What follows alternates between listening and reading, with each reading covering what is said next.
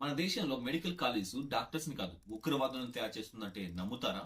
Al-Falah university ర్యాంకులతో కాదు terrorism లో record సృష్టిస్తుంది. Doctor Adil and doctor Muzammil ఆ తర్వాత జరిగిన విచారణలో ఆ యూనివర్సిటీ నుండి దాదాపు 15 మంది డాక్టర్స్ టెర్రరిస్టులు ఢిల్లీలో జరిగిన బాంబ్ బ్లాస్ట్ లో ప్రధాన సూత్రధారులుగా ఉన్నారని తెలిసింది.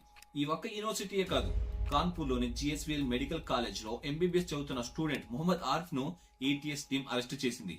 ఎందుకంటే అతను ఢిల్లీలో జరిగిన బాంబ్ బ్లాస్ట్ లో డాక్టర్ షహీనా బేగంతో నేరుగా కనెక్ట్ అయిన వ్యక్తి. వీళ్లే కాదు, రాజస్థాన్ నుండి డాక్టర్ మహమ్మద్ ఇంతియాజ్ ను కూడా అరెస్ట్ చేశారు. ఈ సాహెబ్ ఏం చేశాడంటే, గర్భిణీ స్త్రీలు పరీక్ష కోసం అని తన దగ్గరికి వెళ్తే ఈ రాక్షసుడు కడుపులో ఉండే పసి పిల్లల్ని కూడా చంపేసేవాడు.